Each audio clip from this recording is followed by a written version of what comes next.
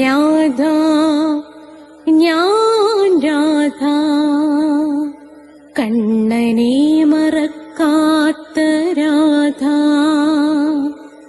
രാധ ഞാൻ രാധ, കണ്ണനെ മറക്കാത്ത രാധ. വൃന്ദാവനം നീ മറന്നോ, മധുരയെ നീ മറന്നോ.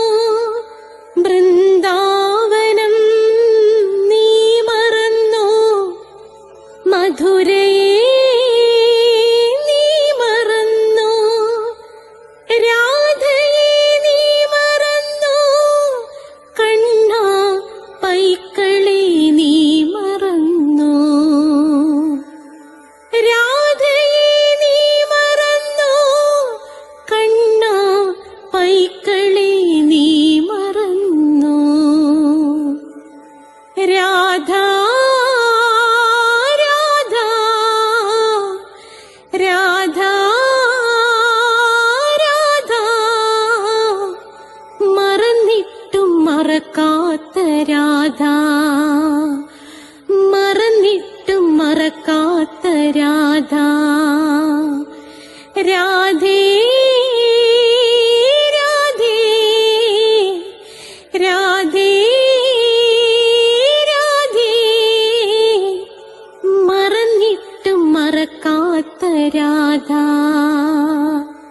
മറന്നിട്ടും മറക്കാത്ത രാധ.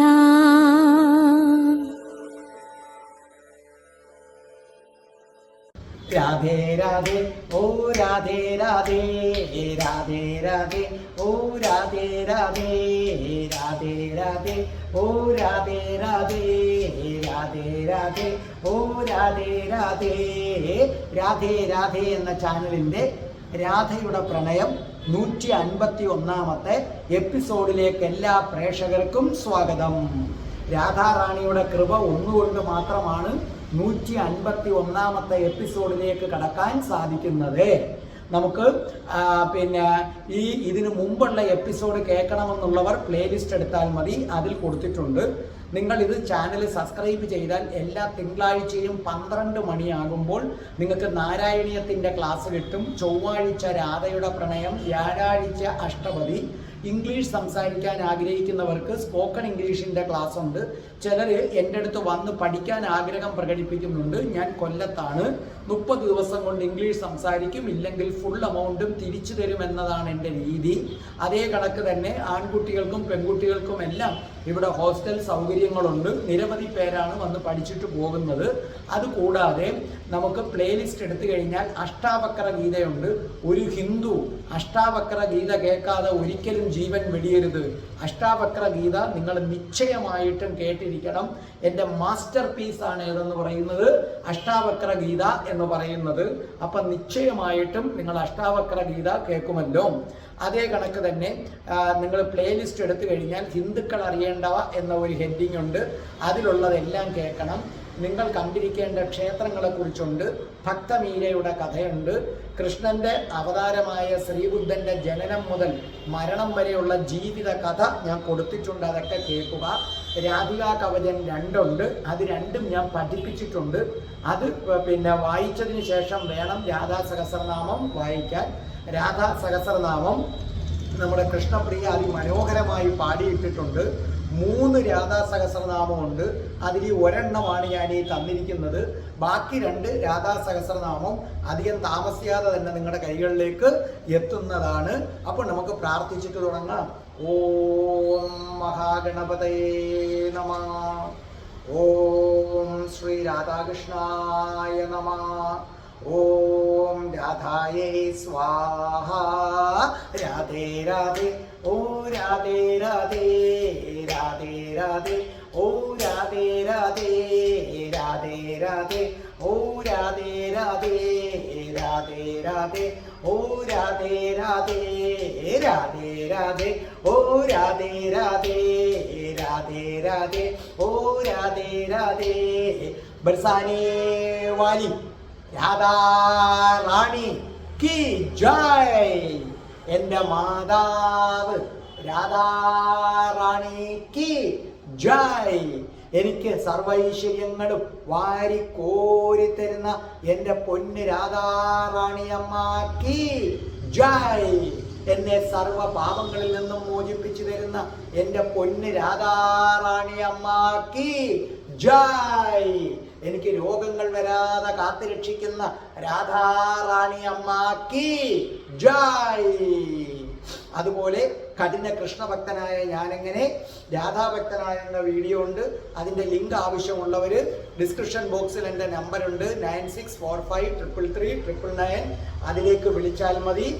ഞാൻ ആ ലിങ്ക് നിങ്ങൾക്ക് അയച്ചു തരും, അല്ലെങ്കിൽ വാട്സപ്പ് ചെയ്താൽ മതി. അതുപോലെ എനിക്ക് ജ്യോതിഷമുണ്ട്. ഓരോ മാസത്തിൽ ജനിച്ചവരുടെ ഫലം, നക്ഷത്രത്തിൽ ജനിച്ചവരുടെ ഫലം നിങ്ങളത് കേൾക്കുക. ജ്യോതിഷപരമായ എന്ത് സംശയത്തിനും എൻ്റെ 9645333999 എനിക്കൊരു എന്നെ വിളിക്കുകയോ വാട്സപ്പിൽ മെസ്സേജ് അയക്കുകയോ ചെയ്താൽ മതി. തികച്ചും സൗജന്യമായിരിക്കും. ജ്യോതിഷോപദേശങ്ങൾ തികച്ചും സൗജന്യമായിരിക്കും. അപ്പോൾ നമുക്ക് തുടങ്ങാം. അപ്പോൾ രാധയുടെ പ്രണയം 151ാമത്തെ എപ്പിസോഡ് ആരംഭിക്കുകയായി. ഇവിടെ വളരെ വിചിത്രമായൊരു കാര്യമാണ് പറയാൻ പോകുന്നത്. ഞാൻ രാധയുടെ പ്രണയം അവതരിപ്പിക്കുന്നതിന് മുമ്പ് ആദ്യം നിങ്ങളോട് എപ്പോഴും ഒരു കൊച്ചു കഥ രാധാറാണിയുടേത് പറയാറുണ്ട്. ഇന്ന് ഞാൻ പറയാൻ പോകുന്ന കഥ കേട്ടുകൊള്ളൂ. അതായത്, നിങ്ങൾ സാധാരണഗതിയിൽ കൃഷ്ണൻ മറ്റുള്ളവരെ പരീക്ഷിക്കുന്നതാണ് കേട്ടിട്ടുള്ളത്, അല്ലേ? നമ്മൾ പറയുകയും ചെയ്യും, കൃഷ്ണൻ നന്നായി പരീക്ഷിച്ചറിഞ്ഞിട്ടേ കാര്യങ്ങൾ എടുക്കത്തുള്ളൂ. അപ്പോൾ ശരിക്കും പറഞ്ഞാൽ മറ്റുള്ളവരെ പരീക്ഷിക്കുന്നതിൻ്റെ ആശാനാണ് ആരെന്ന് പറയുന്നത്? ശ്രീകൃഷ്ണ ഭഗവാൻ എന്ന് പറയുന്നത്. ആ ശ്രീകൃഷ്ണ ഭഗവാനെ ഒരാൾ പരീക്ഷിക്കുക എന്ന് പറഞ്ഞാൽ ആലോചിച്ച് നോക്കേ. കൃഷ്ണനാണ് എല്ലാവരെയും പരീക്ഷിക്കുന്നത്.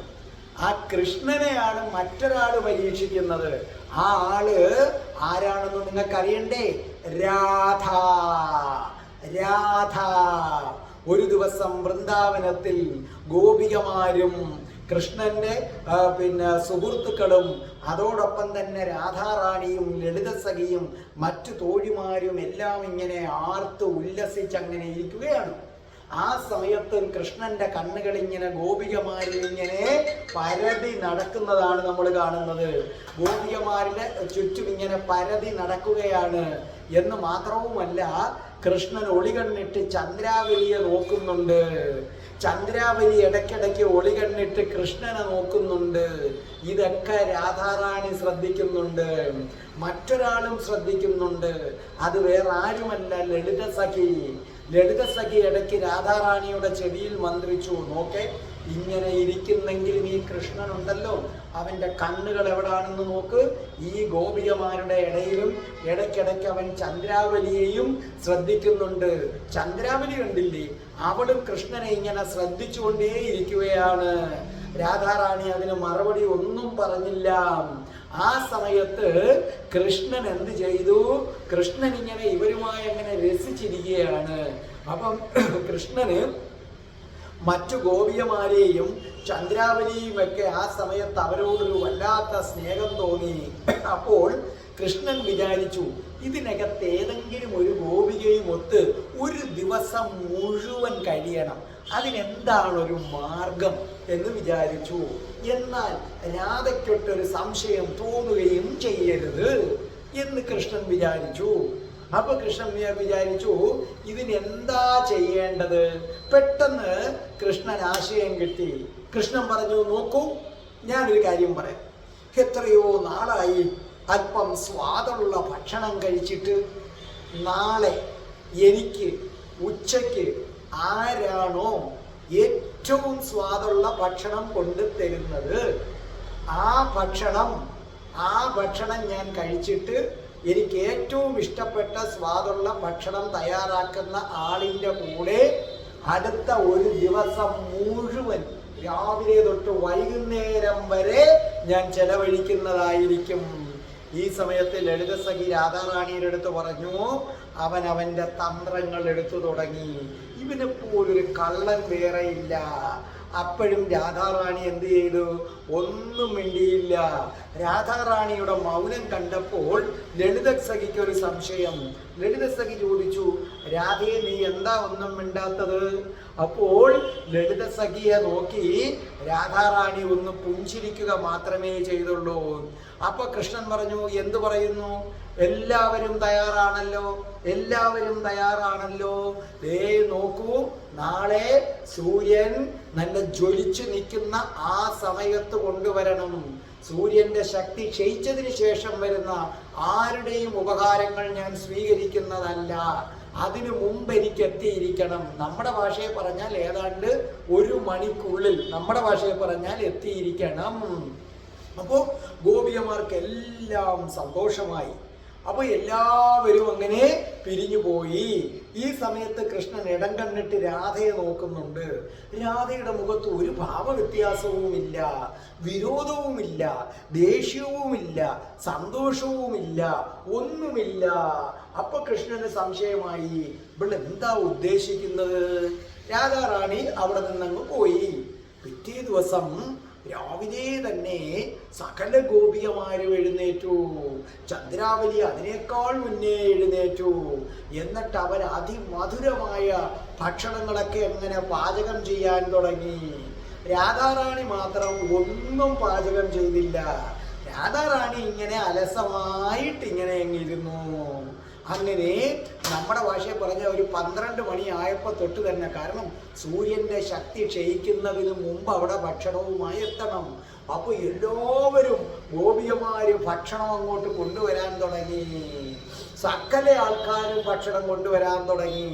അപ്പൊ എല്ലാ ഭക്ഷണങ്ങളും അവിടെ ഇങ്ങനെ നിരത്തി വെച്ചു. അപ്പൊ കൃഷ്ണൻ വിചാരിക്കുകയാണ്, രാധ എന്തേ വരാത്തത്? രാധയും കൂടെ ഭക്ഷണം കൊണ്ടുവന്നിരുന്നു എങ്കിൽ കൃഷ്ണൻ വിചാരിച്ചു, ഒരു ട്രിക്ക് എടുക്കാം, സുബലയെടുത്ത് പറയാം, നീ രുചിച്ചു നോക്കി നിർണയിക്കണം. തനിക്കിഷ്ടമുള്ള ഒരാളിന്റെ പേര് സുബലയോട് നേരത്തെ പറഞ്ഞു വെക്കുക. അപ്പൊ അവൻ പ്രഖ്യാപിക്കും, ദേ ചന്ദ്രാവലിയോടൊപ്പം ചന്ദ്രാവലിയുടെ ഭക്ഷണം വളരെയധികം നല്ലത്. അപ്പൊ രാധാറാണിക്ക് വിരോധം തോന്നിയാലും ആ ചന്ദ്രാവലിയോടല്ലേ തോന്നത്തുള്ളൂ, തന്നോട് തോന്നത്തില്ല. ഒരു ദിവസം ചെലവഴിക്കുകയും ചെയ്യാം. പക്ഷേ അതിന് രാധ ഭക്ഷണം കൊണ്ടുവന്നാലല്ലേ പറ്റത്തുള്ളൂ. അങ്ങനെ ഇരുന്ന് ആ കൊണ്ടുവരേണ്ട സമയം കഴിഞ്ഞു. സൂര്യന്റെ ശക്തി ക്ഷയിച്ചു തുടങ്ങി. രാധാറാണിയെ കാണുന്നില്ല. കൃഷ്ണൻ അങ്കലാപ്പായി. അയ്യോ, ഇതെന്താണ് രാധ വരാത്തത്? എന്തുകൊണ്ടാണ് വരാത്തത്? ഇവളെന്താ ഈ മത്സരത്തിൽ പങ്കെടുക്കാത്തത്? സകല ഗോപികമാരും വന്നിരിക്കുന്നു, എല്ലാവരും ഭക്ഷണം കഴിഞ്ഞു. അപ്പോൾ അവര് പറഞ്ഞു, കൃഷ്ണ ഭക്ഷണം കഴിക്ക്, ദേ സമയമായി, സൂര്യന്റെ ശക്തി കുറഞ്ഞു തുടങ്ങി. കൃഷ്ണന് നല്ല വിശപ്പുണ്ട്. പക്ഷേ രാധ വരാതെ എങ്ങനെ തുടങ്ങും? അതെങ്ങനെ പറയും? കൃഷ്ണൻ പറഞ്ഞു, അല്പനേരവും കൂടെ കാത്തിരിക്കൂ, എനിക്കെന്തോ ഒരു അസ്വസ്ഥത തോന്നുന്നു. ഈ സമയത്ത് നമ്മുടെ രാധാറാണി എന്ത് ചെയ്തു? ഒരു പാത്രത്തിനകത്ത് വെറും കഞ്ഞി മാത്രം എടുത്തു.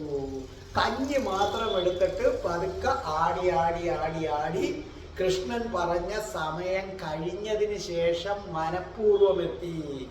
അപ്പോൾ ഈ കഞ്ഞിയൊക്കെ എടുത്ത് പാത്രത്തിൽ നിറച്ചു കഴിഞ്ഞപ്പോൾ ലളിത സഖി ചോദിച്ചു, രാധേ, എന്താ നിന്റെ ഉദ്ദേശം?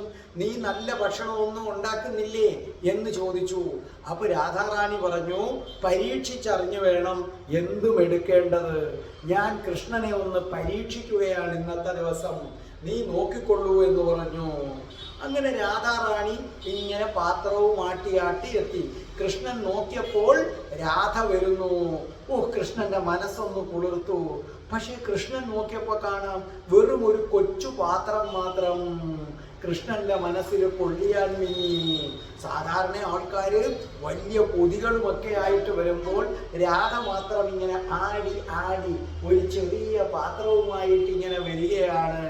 കൃഷ്ണൻ ആ പാത്രത്തിലേക്ക് സൂക്ഷിച്ചു നോക്കിയപ്പോൾ ആ പാത്രത്തിന്റെ അടപ്പിലൂടെ വെള്ളമൊഴി വന്നിരിക്കുന്നതിന്റെ പാട്. അപ്പൊ കൃഷ്ണന് മനസ്സിലായി ഇത് കഞ്ഞിയാണ്. അപ്പൊ കൃഷ്ണന് പിടികിട്ടി ഇത് കുഴപ്പമാണ്, രാധ എന്നേക്കുമായി നഷ്ടപ്പെടും, അവൾ എന്നെ പരീക്ഷിക്കുകയാണ്, ഇവളാണ് അതിബുദ്ധിമതിയാണല്ലോ.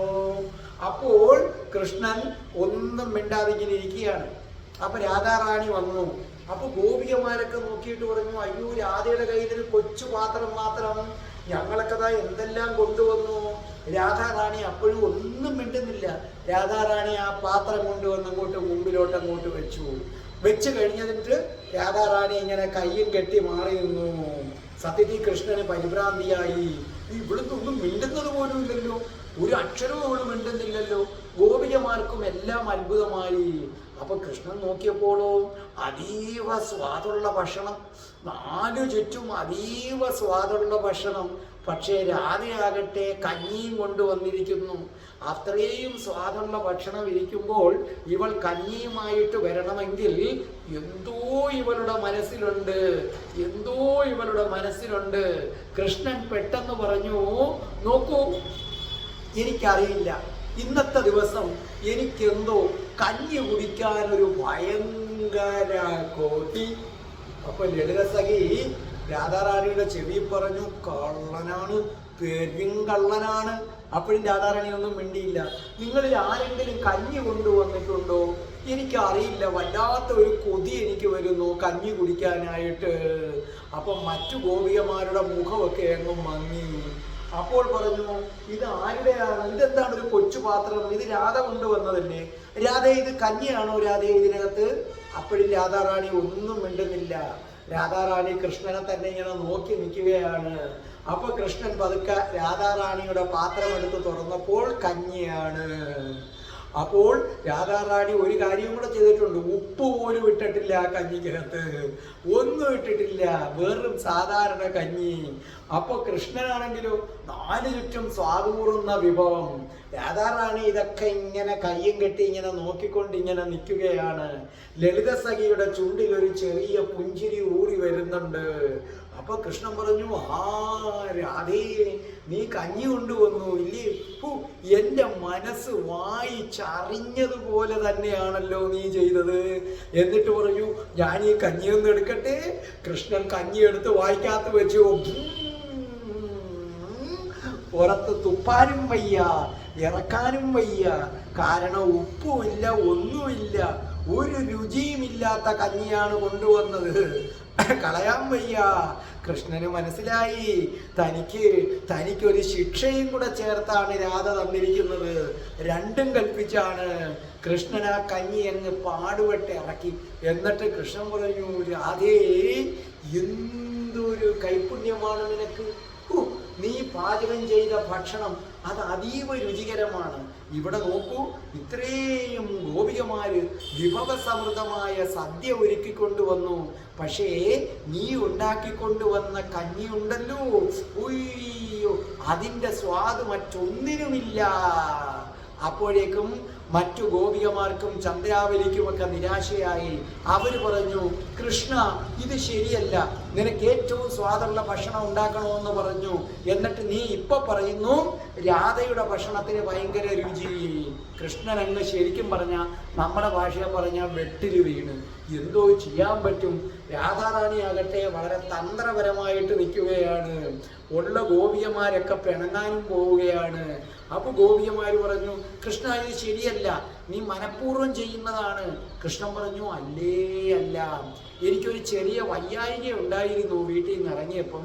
എങ്കിലും എന്തുകൊണ്ടോ എനിക്ക് കഞ്ഞി കുടിക്കാനൊരു കൊതി തോന്നി. പക്ഷെ അവള് കൊണ്ടുവന്ന കഞ്ഞിയാകട്ടെ എന്തൊരു രുചിയാണത്, അതെന്തൊരു പാചകമാണ്. അടുത്ത ദിവസം മുഴുവനും ഞാൻ രാധയോട് മാത്രം ചെലവഴിക്കുന്നതായിരിക്കും, രാധയോട് മാത്രം. ഉടനെ മറ്റു ഗോപികമാരെല്ലാം അവർ കൊണ്ടുവന്ന ഭക്ഷണം എടുത്തുകൊണ്ട് പോയി. കൃഷ്ണന് പറയണമെന്നുണ്ട്, പോണ്ട, അതവിടെ വെച്ചേരെ, ഇവിടെ പൊയ്ക്കഴിഞ്ഞിട്ട് ഞാൻ എന്ത് ചെയ്തോളാം, കഴിച്ചോളാം. പക്ഷെ ഒന്നും മിണ്ടാൻ പറ്റുന്നില്ല. അപ്പോൾ രാധാറാണി പതുക്കെ കൃഷ്ണന്റെ അടുക്കലേക്ക് ചെന്നു. അടുക്കലേക്ക് ചെന്നിട്ട് കൃഷ്ണന്റെ ചെവിയിൽ പറഞ്ഞു, നിനക്ക് ചന്ദ്രാവലിയുമായി ഒരു ദിവസം മുഴുവൻ കഴിയണം, അല്ലേ കൃഷ്ണ? കൃഷ്ണൻ പറഞ്ഞു, ഇല്ലില്ല, രാധേ ഇല്ല, നിന്റെ ഭക്ഷണമാണ് ഏറ്റവും നല്ലത് എന്ന് മറ്റുള്ളവർക്ക് കാണിച്ചു കൊടുക്കുന്നതിന് വേണ്ടിയാണ് ഞാനിത് ചെയ്തത്. അപ്പൊ രാധാറാണി കൃഷ്ണന്റെ ചെവിയിൽ അടക്കം പറഞ്ഞു, ഒരു ദിവസം മുഴുവനും എന്നെ മാറ്റി നിർത്തി മറ്റേതെങ്കിലും ഗോപികമാരോടൊത്ത് ചെലവിടാനാണ് ഭാവമെങ്കിൽ കൊല്ലും നിന്നെ ഞാൻ. കൃഷ്ണൻ കണ്ണു തള്ളി നോക്കി, എന്നിട്ട് പറഞ്ഞു, പിന്നെ നിനക്ക് രാധയെ കിട്ടില്ല കൃഷ്ണ, നിനക്ക് രാധയെ കിട്ടില്ല. രാധാറാണി മുന്നോട്ട് നടന്നു. കൃഷ്ണൻ ഓടിച്ചെന്നു, രാധേ രാധേ നീ എന്താ പറയുന്നത്? നീ പിണങ്ങരുതേ. ഏത് ഗോപിക, ഏത് ചന്ദ്രാവലി, നിനക്കപ്പുറം എനിക്കാരുമില്ല. അപ്പൊ രാധാറാണി പറഞ്ഞു, അങ്ങനെയാണെങ്കിൽ നിനക്ക് കൊള്ളാം. എന്തായാലും എൻ്റെ ഇന്നത്തെ പരീക്ഷണം, ആ പരീക്ഷണത്തിൽ നീ ജയിച്ചിരിക്കുന്നു. പക്ഷേ കൃഷ്ണ സത്യം പറ, ഞാൻ കൊണ്ടുവന്ന കഞ്ഞിക്ക് സ്വാദുണ്ടായിരുന്നോ കൃഷ്ണ? സത്യം പറ. അപ്പൊ കൃഷ്ണൻ പറഞ്ഞു, ഇല്ലായിരുന്നു. അപ്പൊ രാധാറാണി ചോദിച്ചു, ഇല്ലേ, ഞാൻ കൊണ്ടുവന്ന കഞ്ഞിക്ക് സ്വാദില്ലേ? അപ്പൊ കൃഷ്ണൻ പറഞ്ഞു, അന്ന ഉണ്ടായിരുന്നു, ഉണ്ടായിരുന്നു. നീ കൊണ്ടുവന്ന കഞ്ഞിക്ക് നല്ല സ്വാദുണ്ടായിരുന്നു. അപ്പൊ രാധാറാണി പറഞ്ഞു, ആ അത് ശരി, അങ്ങനെ പറ നീ. കൃഷ്ണ ഉണ്ടായിരുന്നല്ലോ കഞ്ഞിക്ക് സ്വാദ്? ഉണ്ടായിരുന്നു, നല്ല സ്വാദായിരുന്നു. രാധാറാണി മുന്നോട്ട് വീണ്ടും നടന്നു. കൃഷ്ണൻ ഇങ്ങനെ അമ്പരന്ന് നിൽക്കുകയാണ്. രാധാറാണിയുടെ ചുണ്ടിൽ ഒരു പുഞ്ചിരി ഇങ്ങനെ ഊറി. അത് കണ്ട് ദൂരെ മാറി ലളിതസഖിയും നിൽപ്പുണ്ടായിരുന്നു. അപ്പോൾ കൃഷ്ണന് മനസ്സിലായി, രാധ എന്നെ പരീക്ഷിക്കുകയായിരുന്നു. ഇത്രയും നാൾ ഞാൻ മറ്റുള്ളവരെയാണ് പരീക്ഷിച്ചത്. രാധേ, എൻ്റെ രാധേ, നിനക്ക് മാത്രമേ ഈ കണ്ണനെ തോൽപ്പിക്കാൻ കഴിയൂ.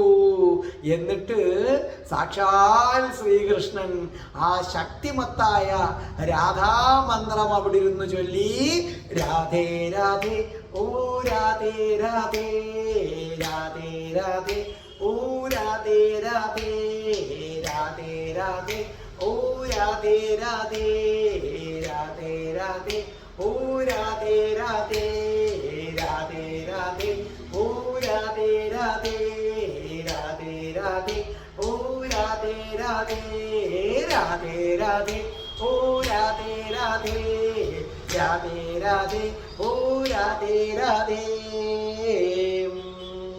ഇനി നമുക്ക് കഥയിലേക്ക് വരാം. ഭീമസേനനോട് രാധാറാണി പറഞ്ഞിരുന്നു, ജലത്തിൽ നിന്ന് നിനക്കൊരു അമൂല്യ സമ്മാനം കിട്ടുമെന്ന്. ഭീമസേനന് മനസ്സിലായി, അത് കാശി രാജപുത്രിയായ, കാശിയിലെ രാജകുമാരിയായ ജലന്ധരയാണ്. ജലന്ധര വല്ലാതെ ഭീമസേനനെ ആകർഷിച്ചു. ഭീമസേനന് ജലന്ധരയോട് വല്ലാത്ത താല്പര്യം തോന്നി. പക്ഷേ ജലന്ധരയും ജലന്ധരയുടെ സഹോദരൻ സുശർമാവും നദി വഴി വഞ്ചിയിൽ പോകാനാണ് തീരുമാനിച്ചിരിക്കുന്നത്. ഭീമസേനോടൊപ്പമുള്ള ഘോഷയാത്രയിൽ പങ്കുചേരാൻ അവർ വിസമ്മതിക്കുകയാണ്. അപ്പോൾ കൂടെ കൂട്ടാൻ എന്താണൊരു വഴി എന്ന് ഭീമസേനൻ ആലോചിച്ചപ്പോൾ ഭീമസേനന് തോന്നി, അല്ല, ജലത്തിൽ നിന്ന് സമ്മാനം കിട്ടുമെന്ന് പറഞ്ഞത് രാധയല്ലേ? അങ്ങനെയാണെങ്കിൽ ആ രാധ തന്നെ ഇതിനൊരു പോംവഴി കാണട്ടെ. അന്ന് സന്ധ്യയ്ക്ക് സന്ധ്യാജപമൊക്കെ കഴിഞ്ഞതിന് ശേഷം ഭീമസേനൻ ഇങ്ങനെ ധ്യാനത്തിലിരിക്കുകയാണ്. ആ സമയത്ത് രാധാറാണി സന്ധ്യാവന്ദനം കഴിഞ്ഞിങ്ങനെ ധ്യാനത്തിലിരിക്കുകയാണ്.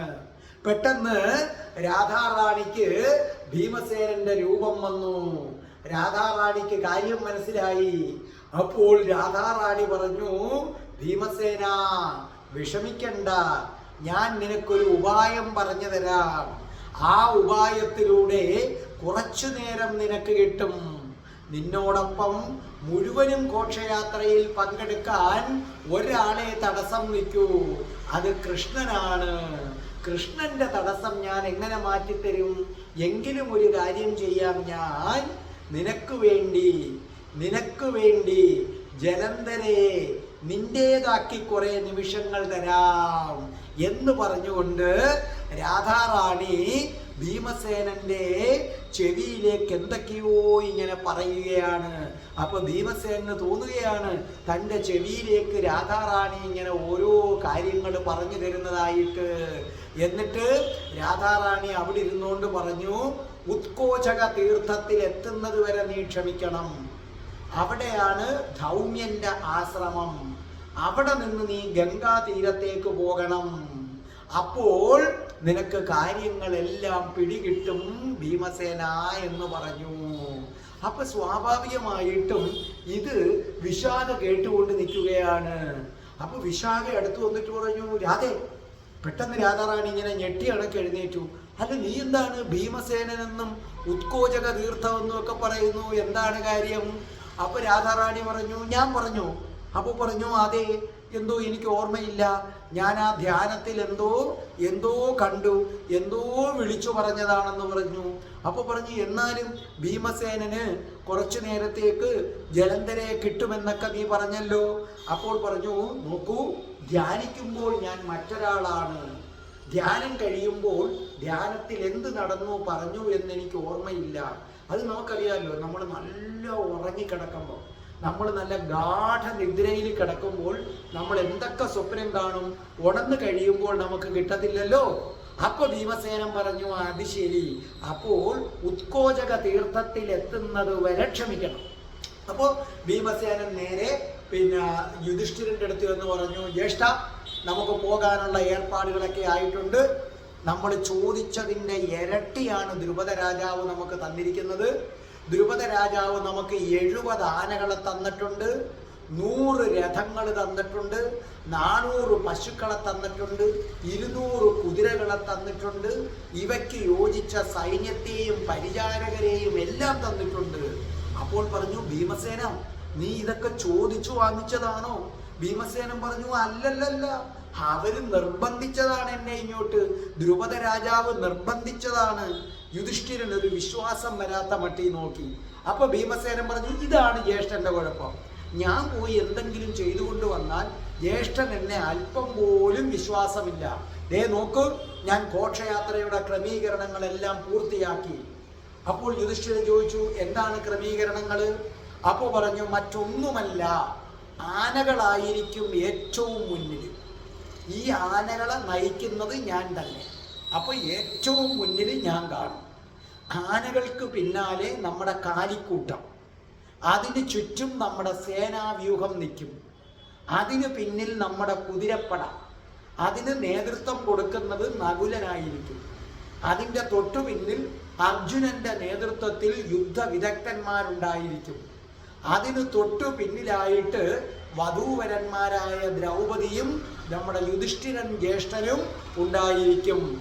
അതോടൊപ്പം തന്നെ ചെറിയച്ഛൻ വിതുരനും നിങ്ങളോടൊപ്പം സഞ്ചരിക്കും. രാജാക്കന്മാരും രാജകുമാരന്മാരും അതിരഥികളും ബലരാമന്റെ നേതൃത്വത്തിലായിരിക്കും അണിനിരക്കുക. ഏറ്റവും പിന്നിലായിട്ട് സഹദേവനാണ് ഒട്ടകങ്ങളെയും കാളവണ്ടികളെയും ഭക്ഷണ സാധനങ്ങൾ കയറ്റിയ വണ്ടികളെയും കാര്യങ്ങളെല്ലാം അവനാണ് നോക്കുന്നത്. അപ്പോൾ അർജുനൻ അല്പം അസ്വസ്ഥനായി. അർജുനൻ ചോദിച്ചു, ഭീമൻ ജ്യേഷ്ഠ, അപ്പൊ നിങ്ങൾ കൃഷ്ണനെ മറന്നോ? കൃഷ്ണനെ നിങ്ങൾ എവിടാണ് നിർത്തുന്നത്? ഇത് കേട്ടുകൊണ്ടാണ് കൃഷ്ണൻ വരുന്നത്. കൃഷ്ണൻ പുഞ്ചിരിച്ചുകൊണ്ട് പറഞ്ഞു, അല്ല, ആരാണ് എന്നെ മറന്നത്? അപ്പൊ അർജുനൻ പറഞ്ഞു, ഈ ഭീമൻ ജ്യേഷ്ഠനാണ് അങ്ങയെ മറന്നത്. അവിടെ ഘോഷയാത്രയുടെ സ്ഥാനം നിശ്ചയിച്ചപ്പോൾ അങ്ങയുടെ പേരില്ല. അപ്പൊ കൃഷ്ണൻ ഒന്ന് പുഞ്ചിരിച്ചിട്ട് പറഞ്ഞു, ആണോ ഭീമൻ ജ്യേഷ്ഠൻ എന്നെ മറന്നു? അപ്പോൾ ഭീമസേനൻ പറഞ്ഞു, വൃന്ദാവനത്തിലെ ഗോപികമാരുടെ ഈ പൊന്മുത്തിനെ ആരെങ്കിലും മറക്കുമോ? ഒരിക്കലും മറക്കില്ല കൃഷ്ണനെ ഞാൻ ഒരിക്കലും മറക്കില്ല. അതേ, നിന്നെ ഓർത്തിട്ടല്ല. അപ്പൊ കൃഷ്ണൻ അത്ഭുതം കൂടി. പിന്നെ? അപ്പോ ഭീമസേനൻ പറഞ്ഞു, പിന്നെയോ? കൊള്ളാം കൃഷ്ണ, നിന്റെ മനസ്സും ഹൃദയവും എല്ലാം കീഴടക്കി ഒരാൾ വെച്ചിട്ടുണ്ടല്ലോ. അപ്പൊ കൃഷ്ണൻ ഒന്നും അറിയാത്ത മട്ടിൽ ചോദിച്ചു, ആര്? അപ്പൊ ഭീമസേനൻ പറഞ്ഞു, അങ്ങനെ വേണ്ട കൃഷ്ണ, അതിന് നീ തന്നെ ഉത്തരം പറ, ആരാണ്? വെറും രണ്ടക്ഷരമുള്ള പേരാരാണ്? കൃഷ്ണനൊന്ന് പുഞ്ചിരിച്ചിട്ട് പറഞ്ഞു, രാധ. അതേ, ആ രാധയുടെ പേരിൽ നിന്നെ ഞാൻ ഒരിക്കലും മറക്കില്ല കൃഷ്ണ.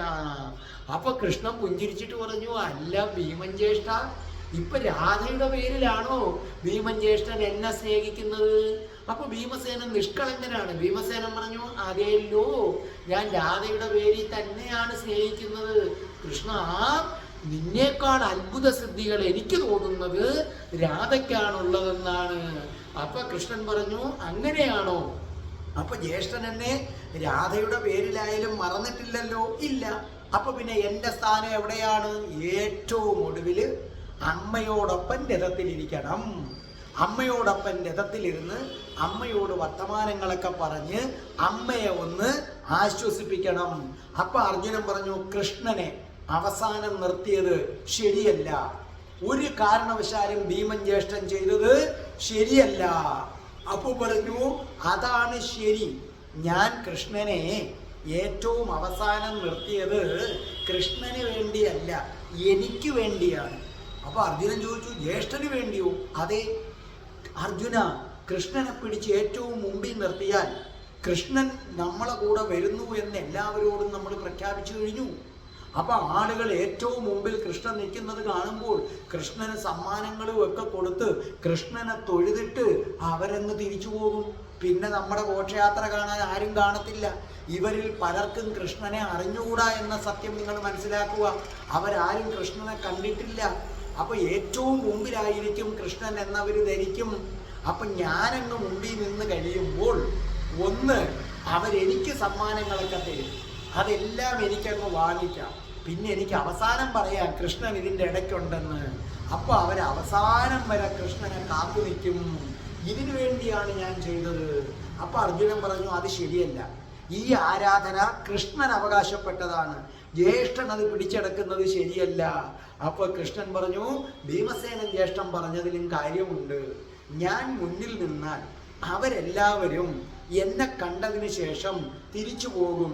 അപ്പം നമ്മുടെ ഘോഷയാത്രയ്ക്ക് വേണ്ടത്ര ഗാംഭീര്യം കിട്ടില്ല. ഞാൻ ഒടുവിലാണെങ്കിൽ ഘോഷയാത്ര പോയി തീരുന്നത് വരെ അവർ നിൽക്കുമെന്ന് പറഞ്ഞു. അങ്ങനെ അവർ കാമ്പില്യത്തിൽ നിന്ന് പുറപ്പെട്ടു. ഭീമസേനൻ പറഞ്ഞതുപോലെ തന്നെ ആളുകളൊക്കെ ഭീമസേനനെ കാണുമ്പോൾ ഓടി വരും. ഓടി വന്ന് സമ്മാനങ്ങളൊക്കെ അങ്ങോട്ട് കൊടുക്കും. ഭീമസേനൻ അതങ്ങ് ആസ്വദിക്കും. എന്നിട്ട് കുറെ കഴിയുമ്പോൾ ഇവരെ കണക്കിന് പരിഹസിച്ചിട്ട് പറയും, ഞാനല്ല, ഇതിനകത്ത് കാണും വനമാലയിട്ട് മയിൽപ്പീലി തലയിൽ വെച്ച ആള്, അതാണ് കൃഷ്ണൻ എന്ന് പറയും. അങ്ങനെ ഭീമസേനൻ ഇതൊക്കെ ആസ്വദിച്ചു പോവുകയാണ്. എങ്കിലും ഇടയ്ക്കിടയ്ക്ക് ജലന്ധരയെ ഓർക്കുന്നുണ്ട്. അങ്ങനെ കാമ്പില്യത്തിൽ നിന്ന് പുറപ്പെട്ട് ഗംഗയുടെ തീരത്തുകൂടി അവര് ഉൽക്കോചന തീർത്ഥത്തിൽ എത്തിച്ചേർന്നു. ആ തീർത്ഥസ്ഥാനത്താണ് സ്വയംവരത്തിൽ പങ്കെടുക്കാൻ പോകുമ്പോൾ പാണ്ഡവര് തങ്ങളുടെ രാജഗുരുവായിട്ട് അവരോധിച്ച ഋഷി ധൗമ്യൻ, ആ ക്ഷി ധൗമ്യന്റെ ആശ്രമം അവിടെയാണ്. അങ്ങനെ അവരവിടെ എത്തിച്ചേർന്നു. ഭീമസേനനാകട്ടെ യാത്രക്കിടയിലും യാത്രാ ക്ഷീണത്തിനിടയിലും ജലന്ധരയെ കുറിച്ച് ഇങ്ങനെ ഓർത്തുകൊണ്ടേയിരുന്നു. അങ്ങനെ നേരം ഏതാണ്ട് സന്ധ്യയാകാൻ കാത്തിരുന്നു. അപ്പോൾ ഭീമസേന ആശ്രമത്തിൽ നിന്ന് പുറത്തു കടന്നു. എന്നിട്ട് തൻ്റെ ആനകൾക്ക് വെള്ളം കൊടുക്കാനെന്ന ഭാവത്തില് ഗംഗാതീരത്തിലേക്ക് ഇവരെ കൊണ്ടുപോയി. അങ്ങനെ കൊണ്ടുപോയപ്പോൾ ഭീമൻ വളരെ സന്തോഷം പകരുന്ന ഒരു കാഴ്ച കണ്ടു. രണ്ട് വള്ളങ്ങൾ, ഒന്നൊരു വലിയ വള്ളം, അത് നദിയിൽ നങ്കൂരമിട്ട് കിടക്കുന്നു. അപ്പോൾ ഭീമസേനന് മനസ്സിലായി, ഇവിടെയാണ് രാധാറാണി പറഞ്ഞത്, ഭീമസേന നീ ഗംഗയുടെ അടുക്കലേക്ക് ചെല്ലൂ, അപ്പം നിനക്കെല്ലാം മനസ്സിലാകും. പക്ഷേ നിനക്ക് ആ ജലന്ധരയെ പൂർണ്ണമായും കുറച്ചു നേരം കിട്ടും. ആ വാക്കിന്റെ അർത്ഥം മനസ്സിലാകുന്നില്ല. ഭീമസേനൻ പറഞ്ഞു, അല്ലെങ്കിലും എനിക്കത്ര ബുദ്ധി ഇല്ലാത്തതുകൊണ്ടായിരിക്കും ഇവരൊന്നും പറയുന്നത് പിടികിട്ടുന്നില്ല. പെട്ടെന്ന് ഭീമസേനന് ഓർമ്മ വന്നു, രാധാറാണി എന്താ പറഞ്ഞതെന്ന്. രാധാറാണി പറഞ്ഞിരുന്നു, ഭീമസേന ആ 2 വള്ളങ്ങളിൽ വലിയ വള്ളത്തിലാണ് കാശി രാജകുമാരി ജലന്ധരയും സഹോദരൻ സുശർമാവും ഉണ്ടായിരിക്കുന്നത്. പെട്ടെന്ന് ചെന്താമര പൂ പോലെയുള്ള മൃദുലമായ പാദങ്ങളുമായി കാശി രാജകുമാരി അതിനകത്തുണ്ടെന്ന ചിന്ത തന്നെ, അതിനകത്ത് പുറപ്പെടാൻ നേരം ഉണ്ടാകുമെന്ന ചിന്ത തന്നെ ഭീമസേനന് വല്ലാത്ത ആ സന്തോഷം പകർന്നു. ധൗമ്യ മഹർഷിയുടെ ആശ്രമത്തിൽ ഒടുവിൽ ആരെത്തിച്ചേർന്നിരിക്കുന്നു? ജലന്ധര എത്തിച്ചേർന്നിരിക്കുന്നു. ഇനി രാധാറാണി പറഞ്ഞതുപോലെ പ്രവർത്തിക്കാൻ സമയമായി. പക്ഷേ ഭീമസേനന് ഇതിനൊക്കെ മുമ്പ് ജലന്ധരയെ ഒന്ന് കാണണം. അപ്പോഴാണ് ഭീമസേനൻ ആലോചിച്ചത്, ഇവിടെ എത്തിയിട്ട് ഇതുവരെയായിട്ടും ഋഷി ധൗമ്യന്റെ അനുഗ്രഹം തേടാൻ പോയില്ല. അപ്പൊ ഭീമസേനൻ നേരെ എന്ത് ചെയ്തു? ഋഷി ധൗമന്റെ അനുഗ്രഹം നേടാനായിട്ട് പോയി. അവിടുന്ന് അനുഗ്രഹം വാങ്ങിച്ചിട്ട് ഭീമസേനൻ പതുക്കെ അമ്മ കുന്തി താമസിക്കുന്ന പർണശാലയിലേക്ക് പോയി. അതിന് ഭീമസേനന് മറ്റൊരു ഉദ്ദേശം ഉണ്ടായിരുന്നു. ആ ഉദ്ദേശം വേറൊന്നുമല്ല, ദ്രൗപദിയുടെ അടുത്ത സുഹൃത്താണല്ലോ ജലന്ധര. അപ്പോൾ തീർച്ചയായിട്ടും അമ്മ കുന്തി താമസിക്കുന്ന പർണശാലയിൽ ദ്രൗപദിയോടൊപ്പം ജലന്ധര കാണാൻ സാധ്യതയുണ്ട്. അതുകൊണ്ട് തന്നെ എന്ത് ചെയ്യണം? അങ്ങോട്ടേക്കൊന്ന് പോകാം. അപ്പൊ എന്ത് ചെയ്തു? നേരെ അമ്മ കുന്തി താമസിക്കുന്ന ആ കൂടാരത്തിലേക്ക് പർണശാലയിലെത്തി. അപ്പോൾ അവിടെ ദ്രൗപദി ഉണ്ട്. ദ്രൗപദിയുടെ ചുറ്റും കൂടി കുറേ സ്ത്രീകളുണ്ട്. അവരെയൊക്കെ ഒന്ന് നോക്കിയപ്പോൾ അവരുടെ ഇടയിൽ എങ്ങും ആരില്ല. സാക്ഷാൽ ജലന്ധരയില്ല.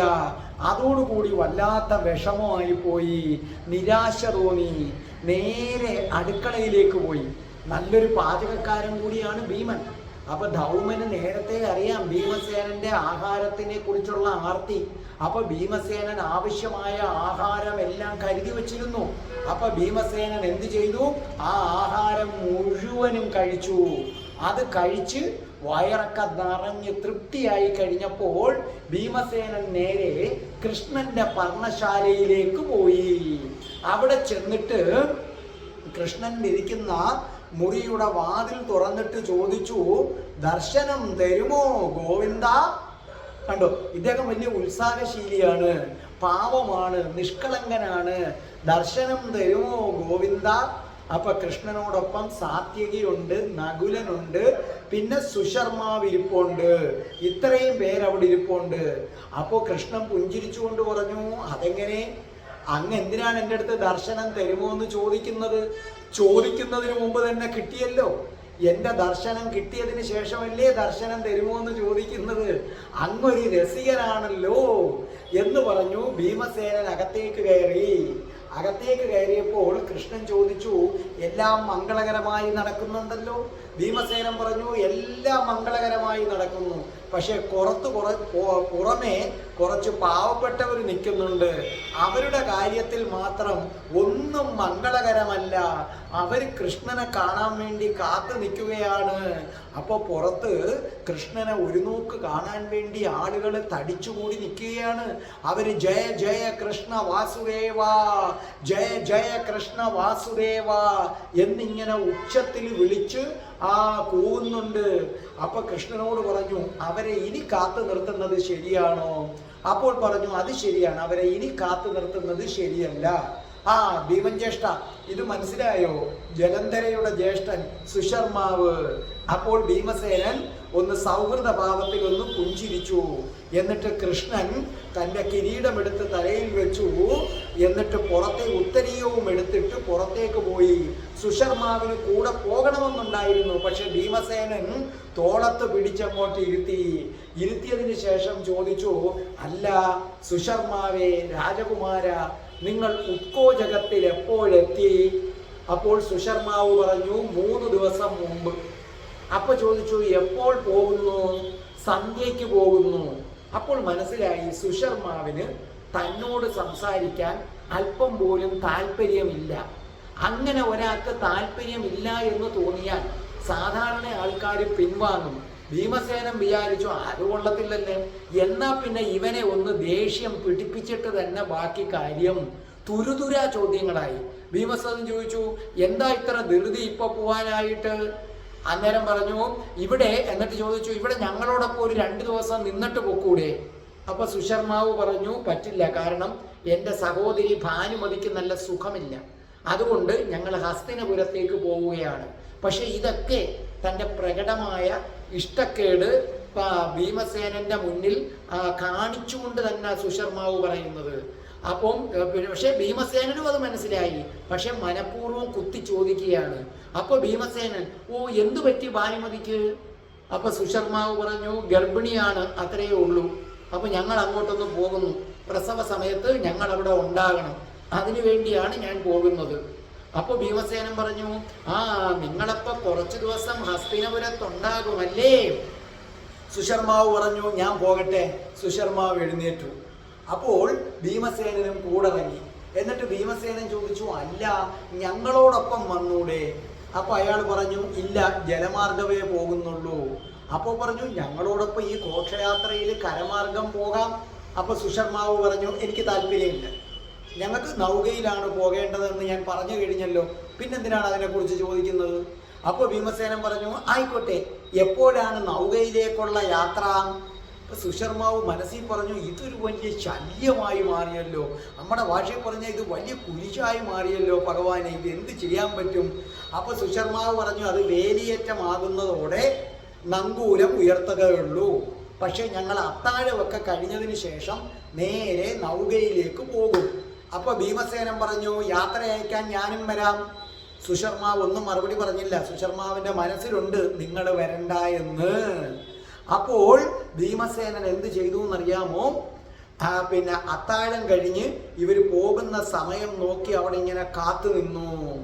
അപ്പൊ അത്താഴമൊക്കെ കഴിഞ്ഞതിന് ശേഷം നമ്മുടെ സുശർമാവിനെയും ജലന്ധരെയും ഒക്കെ യാത്ര അയക്കാൻ വേണ്ടി ധൗമ്യനും ധൗമ്യന്റെ ആശ്രമത്തിലെ മറ്റുള്ളവരും എല്ലാവരും നദീതീരത്തേക്ക് പോയി. അപ്പൊ അതിൻ്റെ കൂട്ടത്തിൽ ഭീമസേനനും കൂടെ ചേർന്ന് പോയി. ഭീമസേനൻ ഇടയ്ക്കിടയ്ക്ക് ജലന്ധരയെ നോക്കി. ജലന്ധരയാകട്ടെ പലതവണ തന്നെ ഒളികണ്ണിട്ട് നോക്കുന്നത് ഭീമസേനൻ കണ്ടു. അത് കണ്ടപ്പോൾ ഭീമസേനന് ഭയങ്കര സന്തോഷമായി. അങ്ങനെ ഈ വലിയ നൗകയ്ക്കകത്ത് സുശർമാവും ജലന്ധരയും കയറി. അതിനുശേഷം എല്ലാവരും പിരിഞ്ഞുപോയി. ഭീമസേനൻ വന്ന് തൻ്റെ പിന്നെ കിടക്കയിൽ വന്നങ്ങനെ കിടന്നു. അപ്പൊ ഭീമസേനന് രാധാറാണി പറഞ്ഞു കൊടുത്ത ഉപായം മനസ്സിലേക്ക് വന്നു. അപ്പൊ രാധാറാണി പറഞ്ഞു കൊടുത്ത ഉപായം പാതിരാത്രി ആകാൻ കാത്തിരിക്കുകയാണ്. അപ്പോൾ നേരം പാതിരാത്രിയായി. എല്ലാവരും നല്ല ഉറക്കം, നല്ല കറുത്ത രാത്രിയാണ്.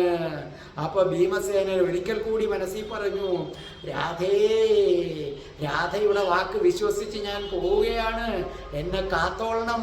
എന്തായാലും ഇവരൊക്കെ പറഞ്ഞ മന്ത്രം ഞാനൊന്ന് ജപിച്ചേക്കാം, ഞാൻ പോകുന്ന കാര്യമൊക്കെ എനിക്ക് വിജയമാക്കി തരണം കേട്ടോ എന്ന് രസികനായ ഭീമൻ രസികമായ രീതിയിൽ പറഞ്ഞിട്ട് ഓം രാധായേ സ്വാഹ, ഓം രാധായേ സ്വാഹ, ഓം രാധായേ സ്വാഹ അങ്ങനെ ജപിക്കുന്നത് പോലും ഒരു മന്ത്രത്തിന്റെ തീവ്രതയിലല്ല ഭീമസേനൻ ജപിക്കുന്നത്. പിന്നെയോ ഭീമസേനൻ എല്ലാം ഒരു തമാശയാണ്, എല്ലാം ഒരു ലളിതമാണ്.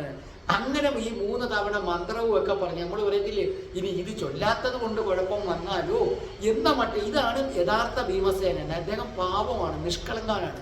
അപ്പൊ ഭീമസേനൻ അവിടുന്ന് എഴുന്നേറ്റു, ചുറ്റും നോക്കി ആരെങ്കിലും തന്നെ കാണുന്നുണ്ടോ, കാരണം അങ്ങനത്തെ കാര്യമാണ് ചെയ്യാൻ പോകുന്നത്. രാധാറാണിയാണ് അത് പറഞ്ഞു തന്നത്. അപ്പോൾ ഭീമസേനൻ ചുറ്റും നോക്കി, ആരുമില്ല എന്ന് ഉറപ്പുവരുത്തി. നല്ല കറുത്ത രാത്രി.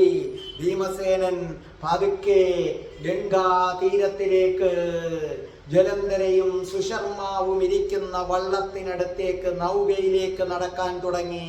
പക്ഷേ ഭീമസേനൻ അറിയാതെ ഒരാൾ ഭീമസേനനെ പിന്തുടരുന്നുണ്ടായിരുന്നു.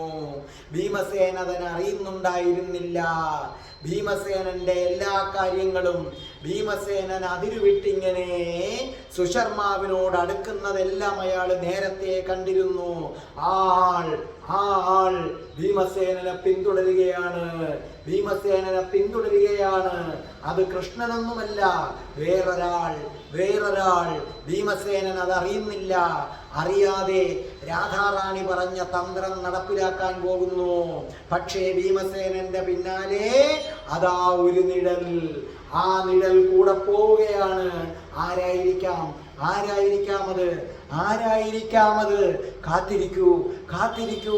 അടുത്ത ചൊവ്വാഴ്ച കൃത്യം 12 മണിയാകുമ്പോൾ രാധാറാണി അനുഗ്രഹിച്ചാൽ രാധേ രാധേ ഓ രാധേ രാധേ രാധേ രാധേ ഓ രാധേ രാധേ രാധേ രാധേ ഓ രാധേ രാധേ രാധേ രാധേ ഓ രാധേ രാധേ രാധേ രാധേ ഓ രാധേ രാധേ രാധേ രാധേ ഓ രാധേ രാധേ. ഓം ശ്രീം ഹ്രീം ക്ലീം ഐം രസേശ്വരി രാധികായേ സ്വാഹ.